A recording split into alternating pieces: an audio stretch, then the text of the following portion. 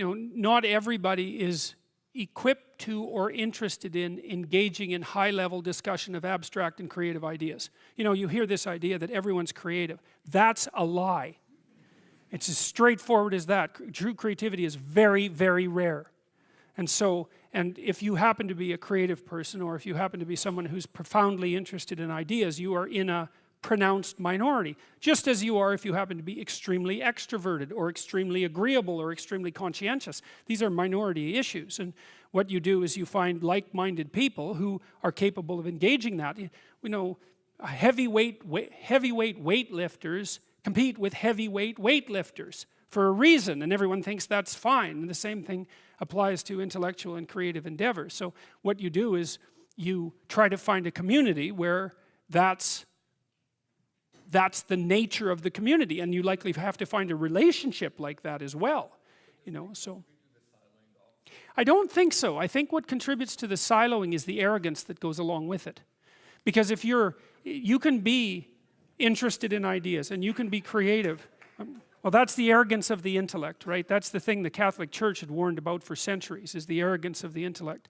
So because if you're wise as well as smart, and there is no relationship between being smart and being wise, they are not the same thing. There's no quick pathway from smart to wise.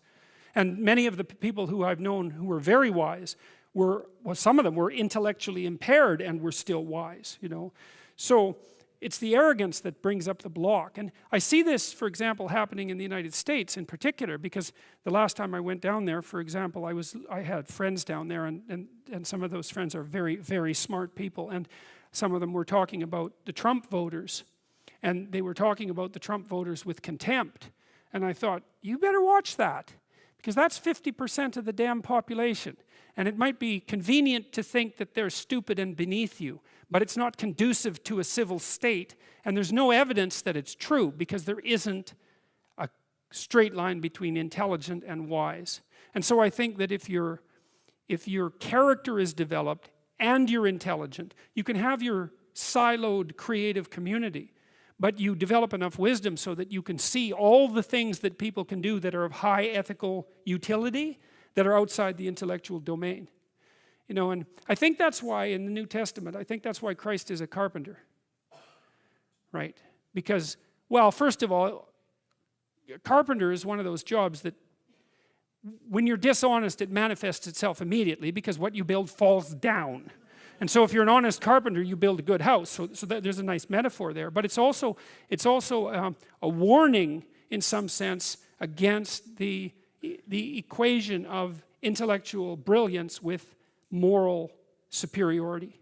And so if the intellects would drop their moral superiority, and fat chance there is of that, then the divide between the working class, say, and the elite would resolve. And there's every reason to have respect for decent working class people. I mean, it's on their labor, as the left-wingers at least hypothetically agree, that the entire edifice of the culture is resting. So you can have your cake and eat it too, but you have to not assume that your niche makes you superior. And it's very difficult for smart people, especially smart.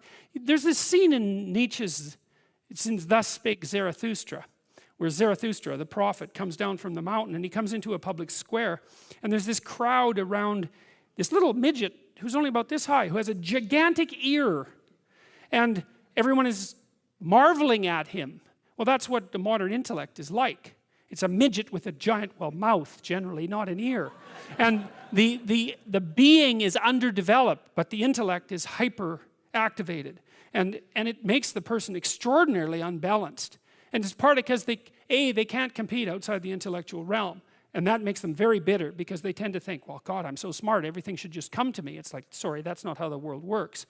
And it also, that attitude is immediately evident to people that they're talking to when they talk in the manner that they talk, if they are arrogant intellectuals of that sort.